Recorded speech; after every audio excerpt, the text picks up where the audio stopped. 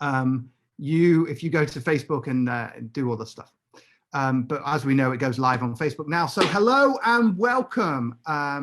My name's Markabadi. This is, they can't see you, by the way. This is live inspirational community collaboration, community. And what a weekend it has been. Wow, I have been through the burner.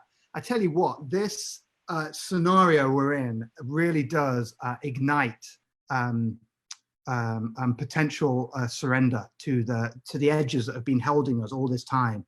It's like we don't realize how patterns of life channel us and maintain us in those belief systems and habit patterns that we're in, even if they're something subtle in our personality.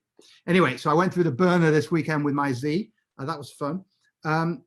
And so, yeah, welcome to a brand new week, Magic Mondays, 420. Yes, we better get some weed out somewhere. Today's guests are Dylan Newcomb, who is a fantastic, wonderful dance geometric magician who harnesses movement and sounds into a kind of magic. It kind of reminds me a bit of the AO. The OA, there was this series on where they channeled all these moves and that made the magic. Anyway, that's that. A fantastic an energy exercise, I would call it. And he's going to be on right now. So wonderful. And without further ado, we'll go over to Dylan. Hello. How are you? I'm well, Mark.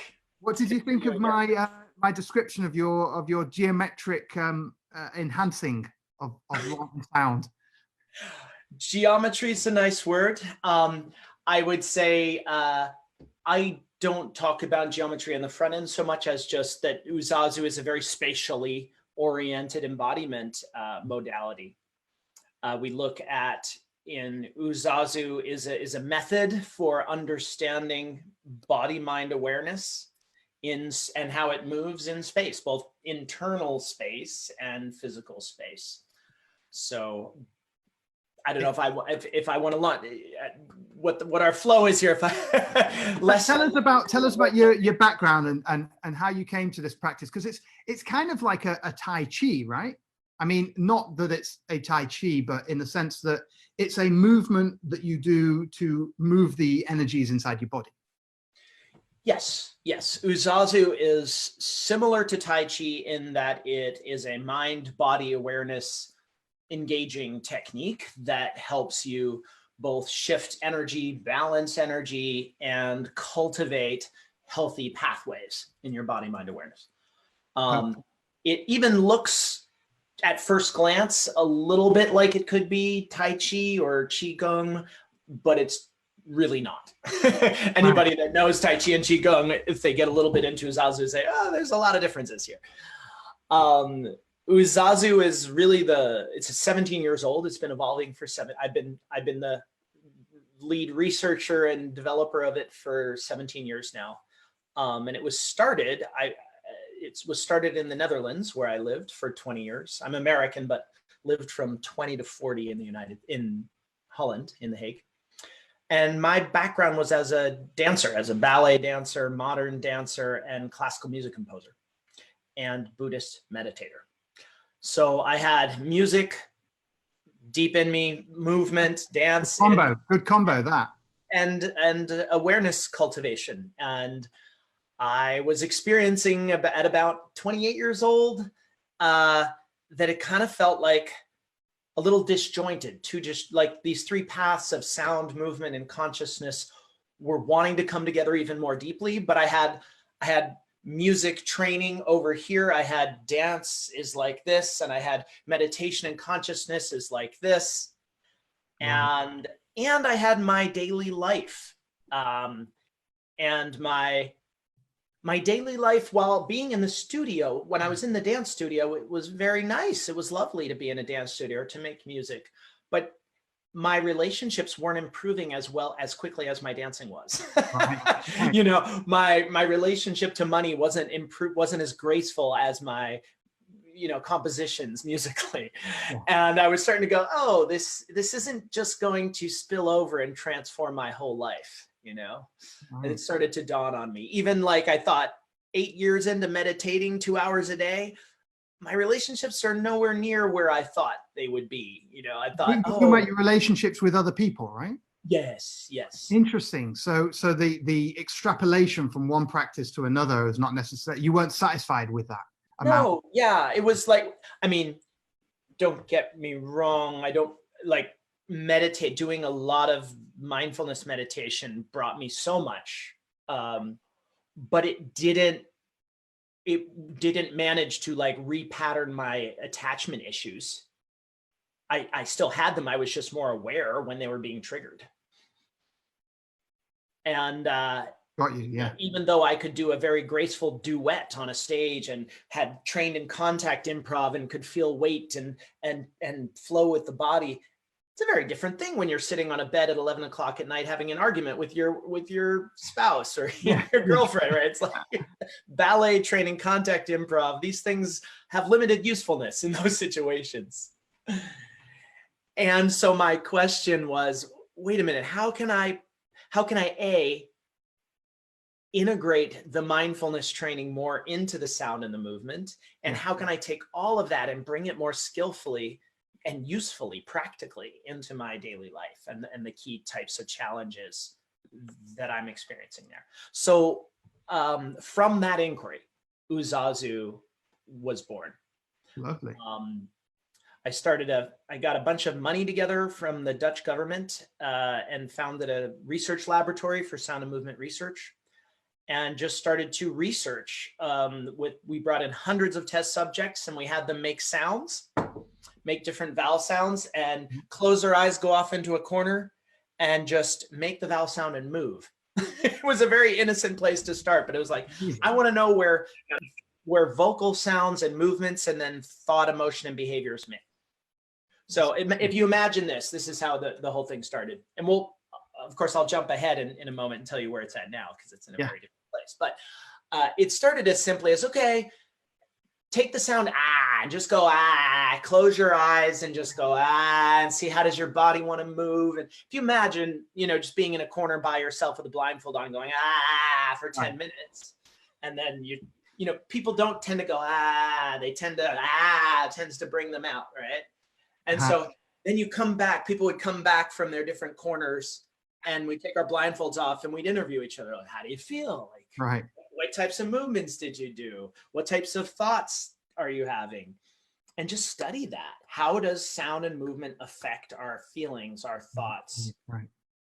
And we found, not unsurprisingly, that there are very repeatable patterns for this. If you have a group of people across, fortunately, we were working in Europe and Holland in the international scene there. So we were able to research this with different age groups, different genders, lots of different nationalities. Yeah. It was so strikingly clear that each vowel sound had, when you don't front load it with any esoteric system and you just say, make this sound, move, see what happens, right? Not front loading it. It's very important. Right. You see very repeatable patterns. If you say, ooh, ooh, ooh, ooh, and you have people across the world play around with ooh, they're not going to go crazy on you. Crazy for what way? Like, meaning it's not going to be there's always exceptions, but super minimal. Like the majority of people, given the sound ooh, are going to mirror what it does in the mouth, which is it's back, closed, and in. Ooh. It's the most introverted and quiet of the vowels. Ooh. Ooh, just make ooh for a few. And if you're listening, if you're alive, just try that with us. Just go ooh. I mean, even if you're dead, you can do this. Even if you're dead? Yeah, you said it, if you're alive. If you're watching this and you're alive. Oh, if you're watching this live is what I meant. But yes. No. Yes, exactly. I suppose those that are no longer incarnate can follow along too. Exactly. Why not? So anyway, that exploration, we went through 40 different vowel sounds, hundreds of people, and just categorized the responses. So it was sort of like basic cymatics for the body. Yes. Maybe not everyone knows what cymatics is. Yeah. Well, you want to share? You want me to? No, you go for it. Cymatics is basically how sound at its purest level interacts with matter, in particular water and matter. So it creates, when you just put a speaker and you've got a plate, like a piece of metal or whatever, and then you put salt on top, salt's easy to see, and you put a tone in, the tone itself generates these geometric patterns, which are phenomenal. And as you change the tone, the geometric pattern literally changes before your eyes, as if some artist, a mandala artist, is drawing it in front of you. It's amazing. On that note, were you aware of the experiments I did about 13 years ago with water and UZAZU? No. What did you photograph? Did you photograph it, like, yeah, so somebody put me style? together with a water researcher in The Hague back when I was, he wasn't in Holland, back when I lived there. And what he did is he would evaluate the energetic health of water by taking a sample of it from, he would do this for different organizations and companies, put it on a slide and then dry the slide. And then the minerals and then study it as a dried water droplet under a microscope. And so what his work was about that the way that the mineral deposits then dry tells you a lot about how the water is clustering and the health of the water. So what we did was we put a drop of water on a slide. We got about anywhere from 6 to 10 people around it in a circle doing a specific UZAZU movement and sound, focusing on the drop of water on a slide. Then he would dry it and we'd analyze it in the microscope. And we did that with all 8 of our basic vowel sounds. And you got totally different results. And we got very different results with the same base water sample. That sounds like something. And then you had controls and stuff, right? Yeah. Sounds great. And so you could, and the amazing thing was the texture of the distribution of the mineral deposits on the slide looked very much like the quality of the movements in the vowels we were chanting. Wow. Okay, so tell us where you're up to now with the functional usefulness of that. I didn't go further with it for right now. Right, It was. Well, it's one of those things that you could put in a slideshow. Thorny would love them. So where are you up to now with that? I see you doing online trainings. Yeah. So really in the beginning, it was just a research project. I was an artist and I wasn't interested in creating a modality per se. Maybe I was, and just, I wasn't conscious of it yet. But after about 2 years of research, some of the people that were really into it with me were like, I'm starting to feel positive effects of exercising all these different vowel sounds and moving like this. And so we're like, yeah. So we slowly just started formulating it into practices and exercises. And before I knew it, I started teaching workshops on it. And over the next 2 years, it took over my life. So I realized this was more where my path was headed than being a creative artist at that time. As much as I loved being a creative artist and had a very successful career, yeah, this is where my life has gladly brought me. So for the last 15 years, I would say it's been full on this. I don't feel myself not an artist, but I definitely wouldn't describe myself as an artist anymore. I'm a modality creator and community, embodiment teacher and researcher. So now UZAZU is me being the leader of it. We have a core team we flex flow between 4 to 7 people, and I offer trainings online for sort of end users just to learn it as a modality to repattern, firstly to cultivate awareness. It cultivates awareness in very rapid, deep ways, which we could talk about more in a moment. And it's really good for repatterning psychosocial relational patterns.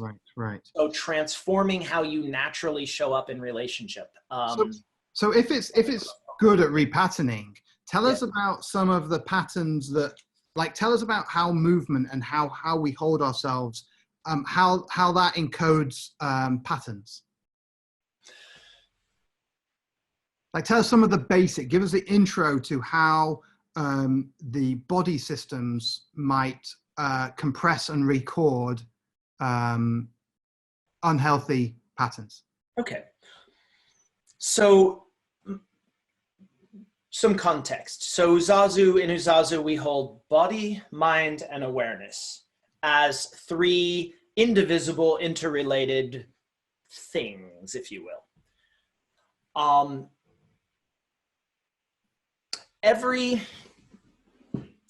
you have, everybody knows these days of cognitive neuroscience, right? Cognitive neuroscience is the study and the understanding of the brain and how it affects the body and vice versa. Mm-hmm. In a newer field that is less universally known is called embodied cognitive neuroscience, which is sort of a more recent development born of a community of people saying, you know what, the way that we function, we beings function, isn't so much just from the brain. It's an embodied relational process. Like a somatic recording, like the connective tissue, James Oshman's connective tissue stuff. Yeah. And another great key term in this is top-down versus bottom-up flows of energy and information. Traditional cognitive neuroscience is based on the assumption that a lot of our behavior and our states are very top-down, that we see things, we calculate them, we have thoughts about them, and then our body goes into response to what our brain and our mind has thought. Whereas we know that more and more, we know that the state that our body is in, the emotional state, the affect state that we're in, down to the way that our fascia is, where it's loose and where it's tight, down to the way that our body is holding tension. All of this is primary, the temperature of our body, the flow of energy through our body, all of that is of fundamental input into our thinking. So bottom up, transforming our thinking, and the interaction with body mind. And it's not just body mind, it's body mind environment, right? So our environment offers us certain affordances, right? Certain invitations and opportunities to enter into flows. So these sort of circuits of consciousness. That isn't just in the body mind, but it's through the body mind within its environment and the features and the people in its environment. So it's like a much more of a flowing between this trilogy, the body, mind, and awareness. It's like a circle flowing. A dynamical system, like dynamical systems theory is kind of the orienting framework for how I approach things. Lovely. And so then you can obviously affect each one of the systems through any of them. Exactly. So in UZAZU, we do it from the body to the mind to the awareness. So we start with the body. And the body exists in space. And so being in space, we have the sagittal dimension, forward, back. We have the vertical dimension, high and low, up and down. And we have the lateral dimension, which could be right or left, or it could be more away from my midline, wide, and narrow towards my midline, narrow. What I've spent the last 10 years really focusing on is understanding the effects and the opportunities and the challenges of moving the body in these dimensions. I'll give you an example of what I mean, because that can sound quite abstract. For example, and once it's pointed out, it's terribly obvious. It's nothing really complicated. So I move forward. I'm moving toward you. I'm approaching you, right? This gives us the opportunity to feel each other better and get into a more intimate space. At a certain point, that's going to start to feel a little awkward, right? And I could be doing that physically, leaning in too much or getting too close or touching inappropriately, which there's little risk of right now. But in this age of social distancing, and doing that, locating my body here offers my mind and my awareness affordances, right? It's easier to connect as I go forwards. As I go back, right, that offers me the affordance, the opportunity to connect more with myself and to differentiate more, right? So by understanding just that and reminding oneself of just that simple affordance of moving the body in space, instead of, if it's my habit to be more back here, but I'm like, oh, I want to feel more connected. Very simply, if I exhale, soften, and just move forward, now I'm offering my mind and my awareness an environment or a relationship in which it's much easier to connect. Similarly, when I'm on it, like I do coaching all day long with my clients, right? And I do it all on Zoom. And whether it's in person or whether it's online, just remembering that. And when I'm going to make those micro shifts back and ground into myself,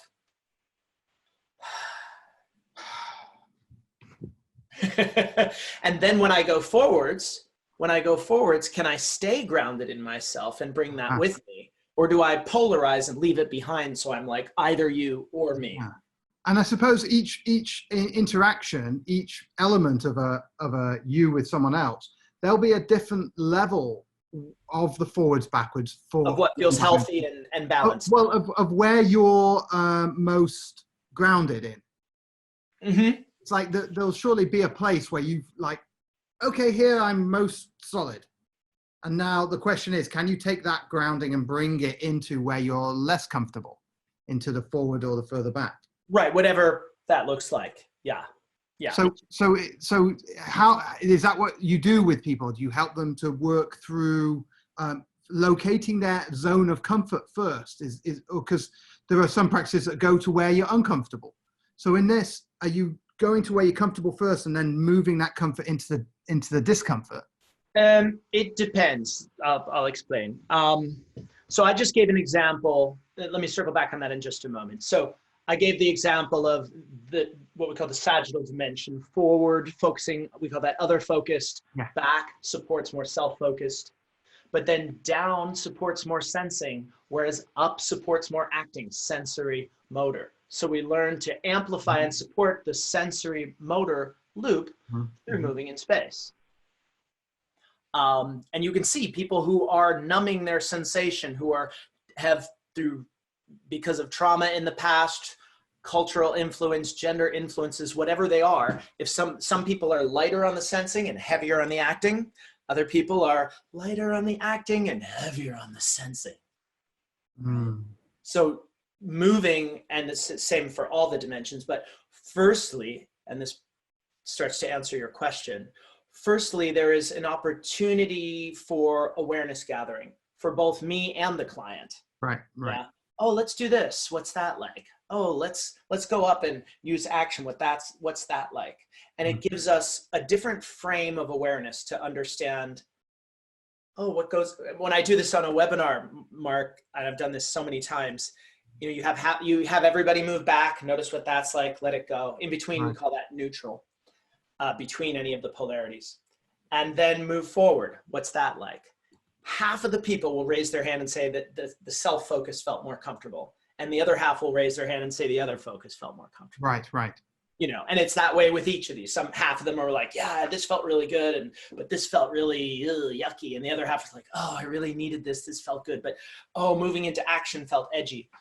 Then there's the opportunity to reflect, okay, so that's what you're noticing right now. This place more comfortable, that place less comfortable. Do you notice a pattern? Is that indicative at all of a pattern in your life? Or is it really just this moment in this context?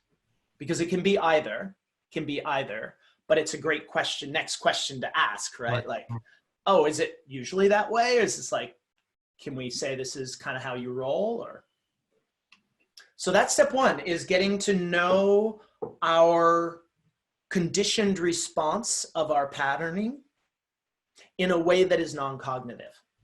Because we are full of ideas about ourselves, narratives, stories, concepts that have certain usefulness, but we can also be full of it, right? We're fundamentally limited by our own ego and self-awareness. Right.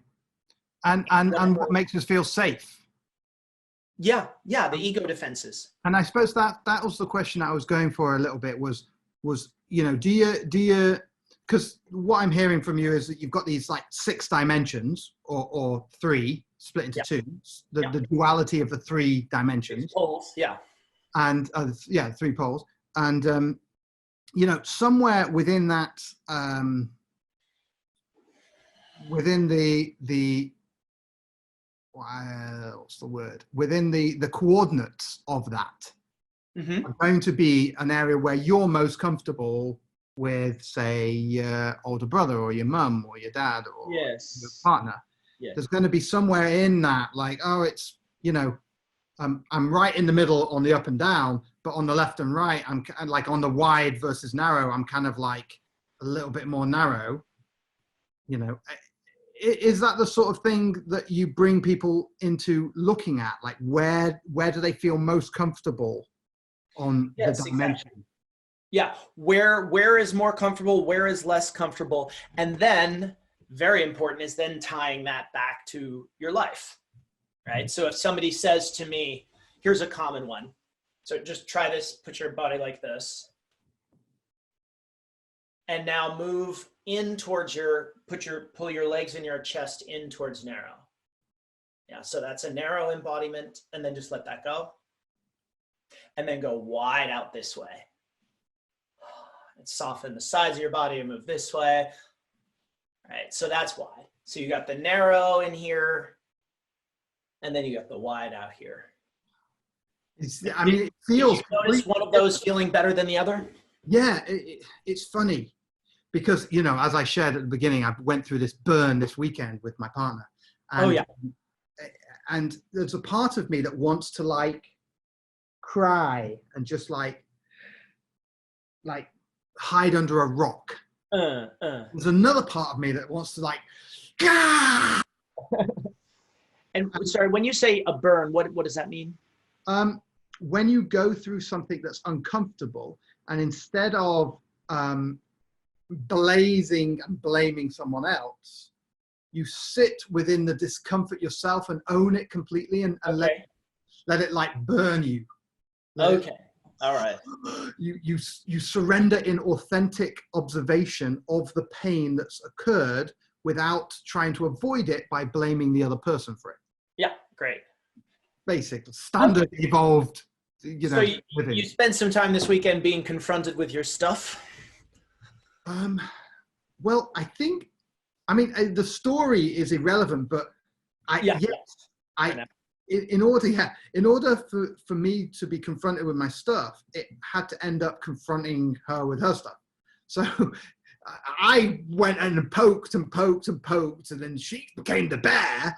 And then in that bear reaction, I saw my stuff. And it upset me because I was like, oh, I don't want that part. Like, I don't want to be that being that takes that energy and right then and conjures it into force back on itself. And so I prefer, and so there's this whole dynamic, because like I could easily have played with that and got even more loud than she was loud, and then she would have got louder than I was loud, and then it would have, and somewhere someone would have broken. But instead, it just was like I saw it, and instead of choosing to bite off, I stopped myself and I went,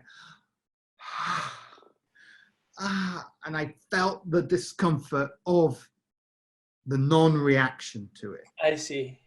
And Sure. Felt the burn. And then so what I'm saying is, this movement is something that feels really comfortable for me, because it feels like it's honored that experience I've just been through. Yeah, right. Whereas this is kind of more my vibe anyway. Like that's more my, like generically I'm comfortable like this. Yeah, right. Yeah. So there's a number of ways that we can and do use UZAZU in this realm and in situations like you experienced this weekend. One is just as a framework for understanding our state. Right. So like in that situation, without getting into the specifics of that necessarily, but you noticed an initial reaction for where you went, where your state went, you know, and it was a higher, from what you displayed, it was a higher energy state. It was more out. Is that from? No. You see, I could have, my normal reaction would have been to go out. Right. No, that's what I mean. Your initial, then you went somewhere else with it, but the initial pattern response of the conditioning. Yeah, it would like to fight, like my mum, like I did with my mum. I still do. Yeah. To have a scrap. Oh, okay. Well, let's debate. Let's argue. Let's have it out. Yeah. Whereas it wasn't doing anything but escalating. And finally, I was like, oh, and so then I retracted in. But then I found it hard to come back out from the retraction. I think doing some UZAZU exercises to bring me back out into balance would obviously be beneficial there. Right. One of the things that we spend a lot of time doing is modeling our imbalanced states. So we deconstruct and reconstruct the energetic and functional anatomy of those states so that you can then embody it more skillfully and precisely. So if that was like, let's just say forward, up, and wide, right? Then there's understandings in UZAZU about what kind of a nervous system loop that is. Right. And by embodying it and then breathing through it, rather than going out of it too quickly, but actually leaning into it and bringing spacious awareness and breath through it, then we entrain with it and skillfully guide it into a more balancing state. So a silly question. How many combinations are there with 3 duality? 8. There's 8. And then you've got 8 movements? They're more like postures, and there's all sorts of movements that connect. And let me just demonstrate. Yeah, please. Yeah. Get my glasses so I can see. And then, sorry, before you go into it, I was wondering the connection between the movements and the sounds. Are sounds connected to each movement, or are they free flowing? Yes, postures, not movements. Postures. Let me circle. If I forget, ask me the sound question in a moment. Yeah. So if we have, UZAZU works with expansion and contraction in 3 dimensions, right? Because that's what space does, is it contracts and it expands, and it's got dimensions. So it's kind of unavoidable.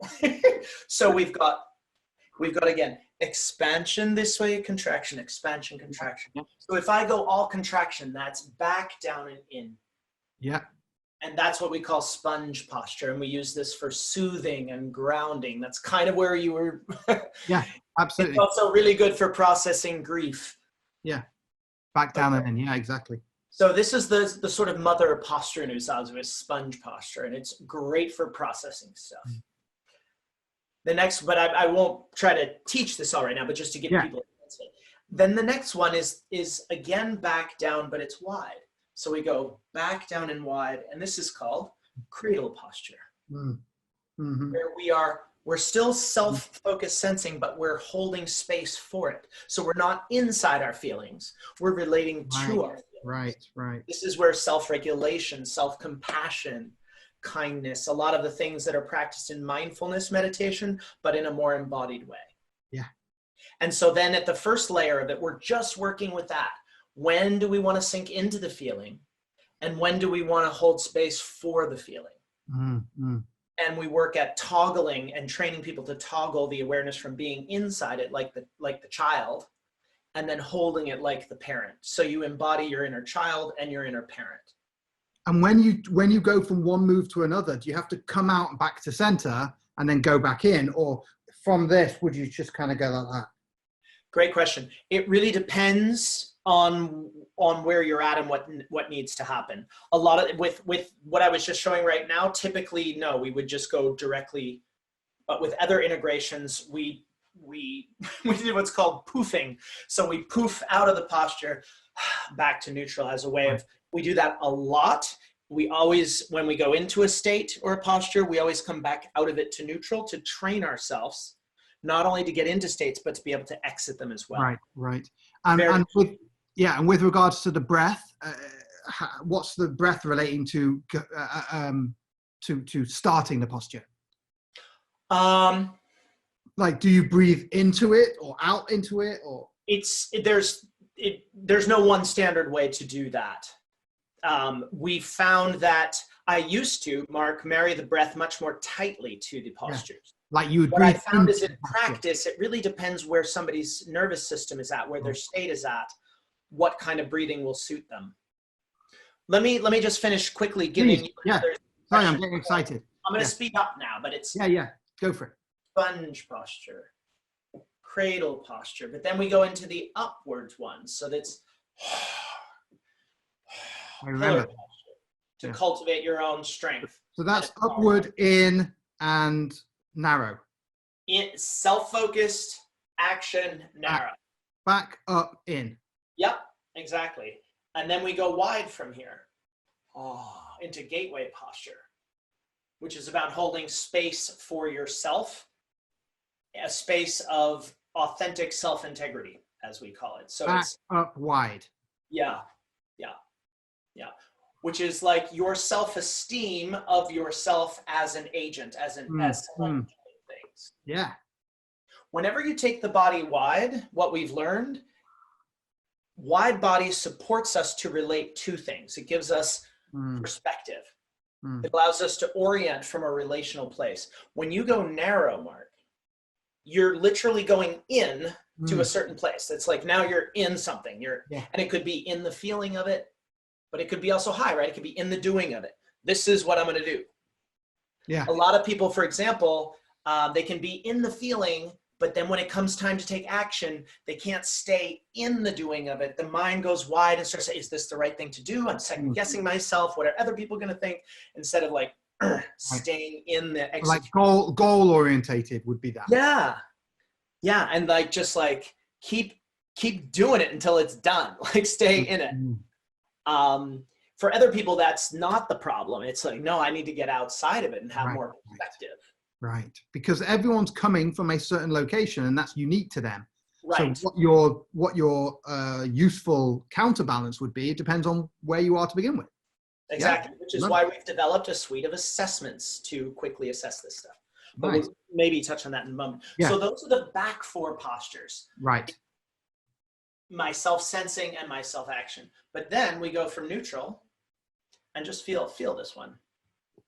I'll just do it. You don't do it. Yeah. Okay. Experience what it's like for me to shift into it. Right. Right.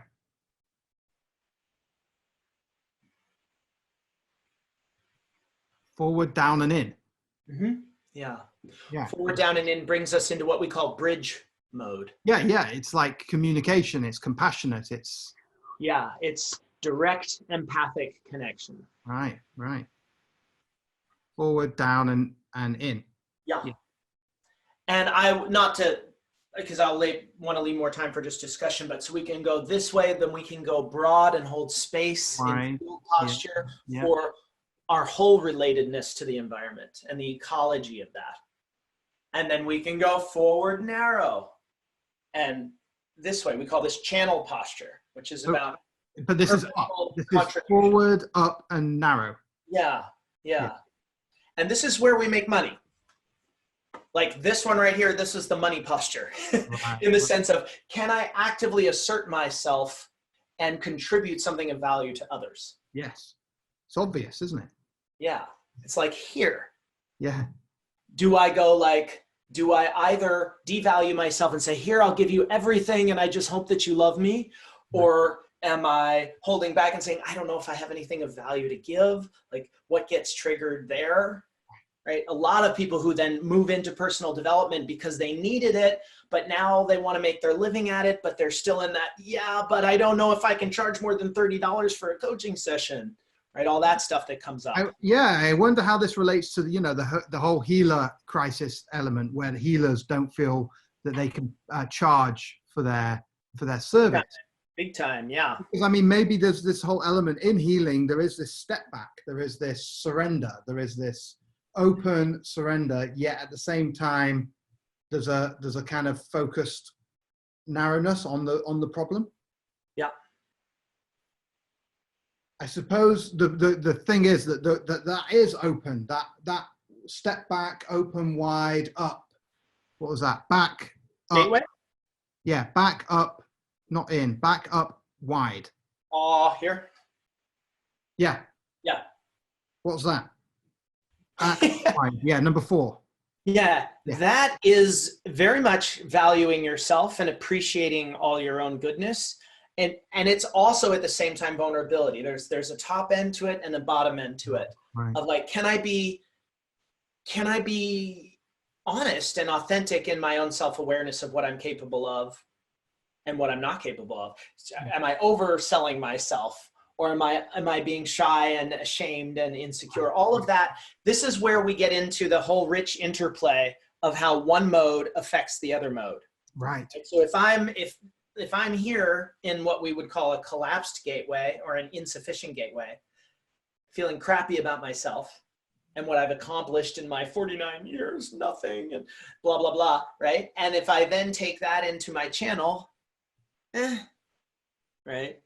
So I might just work on my channel, but I might have a client, or I might help a client just with their channel to embody that better, but we might indeed need to go back to their own self-worth and to early childhood shame issues and use the gateway postures to process some of that early childhood shame and then feed that nicer gateway embodiment more proudly into the channel flow. Forward, up, and narrow. And what about the forward, up, and wide, the last one?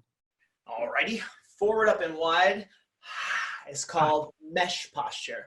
It's like gateway, but gateway's here just about myself. Right. This one goes out here and is really about the dynamic interaction of co-creation.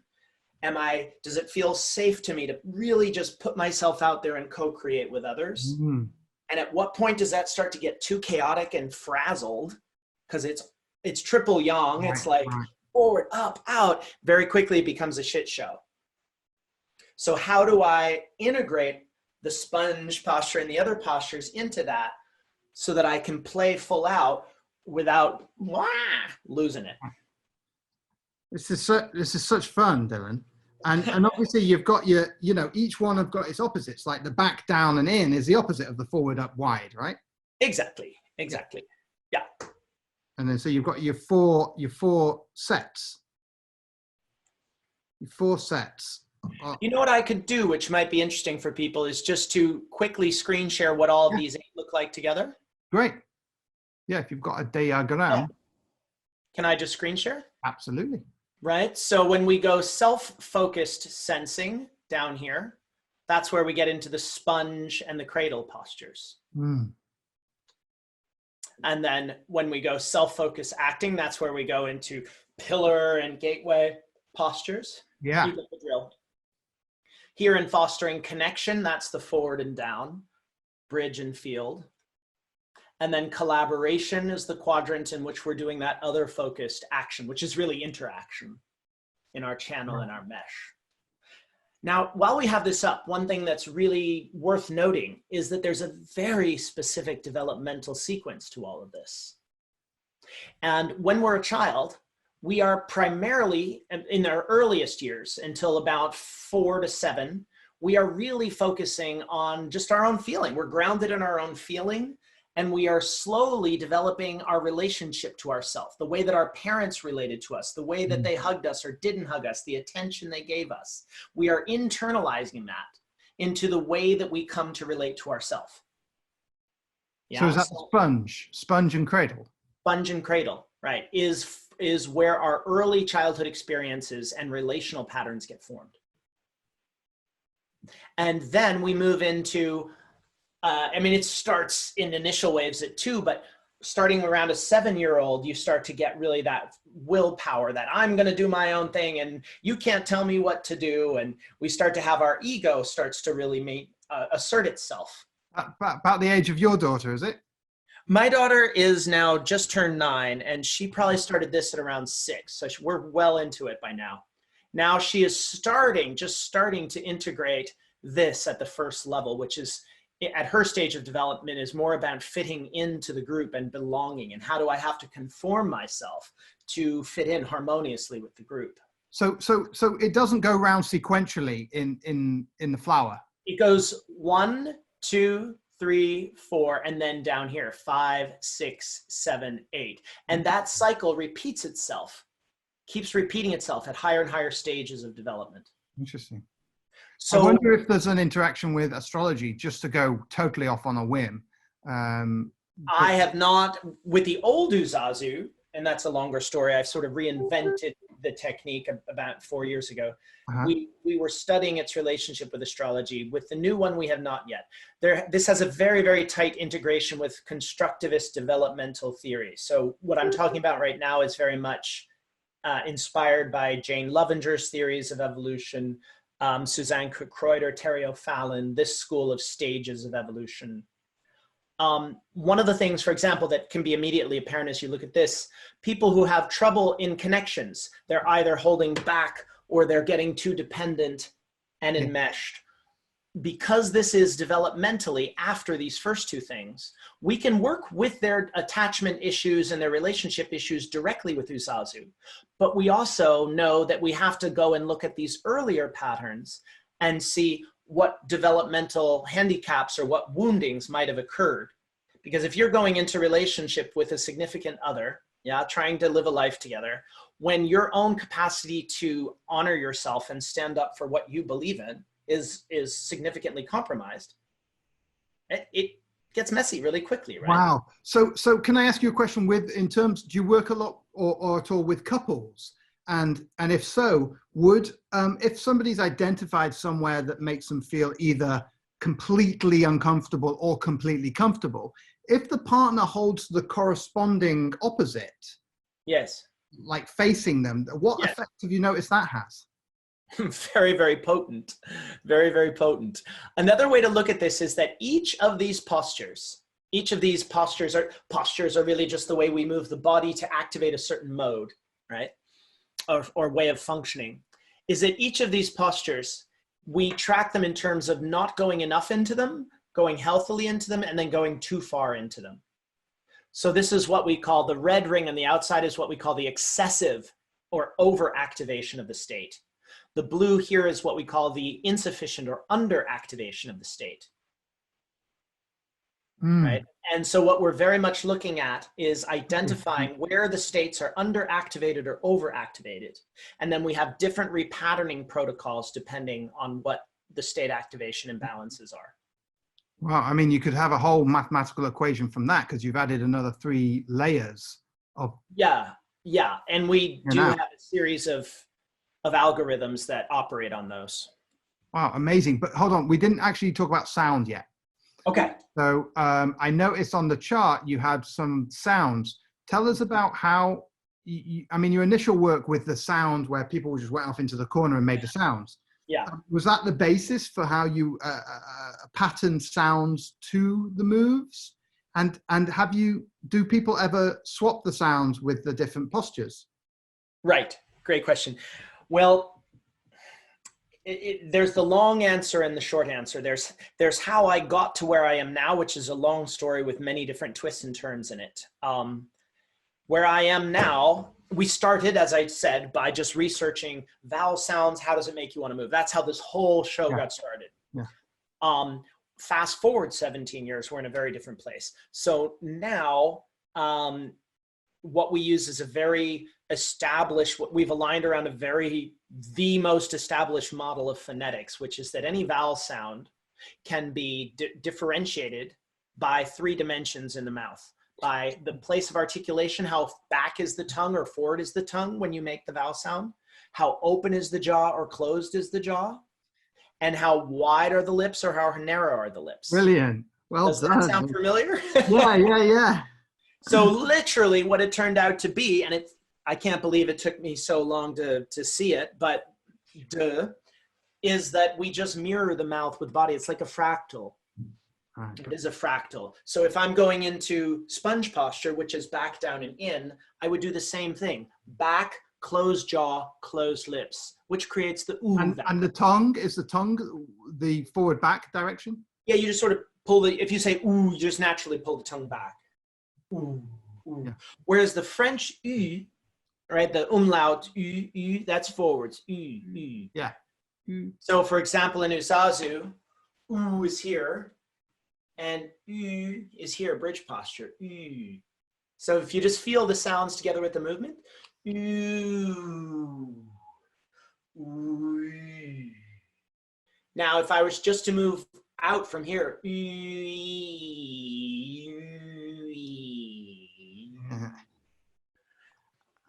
know, much. It's also obvious. I'm surprised that I don't understand how you came up with the sounds before you knew this bit. Like, you know, because this is like the obvious thing. You're taking the triad, the trilogy of life: the Father, the Son, the Holy Ghost, the Yin, the Yang, the bit in the middle, the Ida, the Pingala, and you're applying it to both sound and light. Yes. Matter. Yeah. Beautiful. Yeah. It's pretty straightforward. Now part of the goodness here that I did not know at all when I first started. Have you heard of I assume you know Stephen Porges and his work with the polyvagal theory? No, I do not. Sounds good. Frankly, I'm surprised at you, Mark. You're so up on so many things. I have to get up on it. Yeah, no, you will be like, oh my God, how did I not know about this? Stephen Porges, polyvagal theory, Polyvagal I've Polyvagal. definitely heard of polyvagal theory. Yeah, Maybe not. Stephen Porges is the founder of it. So Right. it's the very short version for now is the vagus nerve is a very, very key nerve that connects our digestive system, the enteric nervous system, with the heart, with the larynx, the esophagus, the larynx, the tongue, with your brainstem and your limbic system. So it facilitates the flow of energy and information between those three centers. So when we talk about aligning and getting coherency between our three centers, it is the vagus nerve that is arguably the most important, physiological nervous system by which we do that. Now, 60% of the sensation that innervates the vagus nerve is from here, more so than the heart and the gut.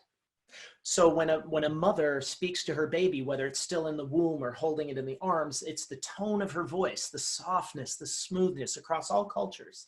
We naturally are adapted to create soothing tones with our voice that teach the baby that A, calm the baby down, and B, teaches it to self-regulate. So we hear those soothing sounds from the mother and we internalize those by mimicking them through mirror neurons and the auditory process, and we learn to self-regulate. By innervating these through the 8 different patterns of vowel sounds, and here's the key, reinforcing it by doing the same pattern with the body. Right? It's like a fast track to cultivating a certain kind of state and neurological flow. That if you do it in specific ways, that is a little bit beyond what we can fit into an hour here, we can quite rapidly, we find, repattern those states. So that when your body, and this is why we call it embodied intelligence, so that when you're in a situation where that state would serve, your body's natural intelligence activates it. Brilliant. It's absolutely brilliant. It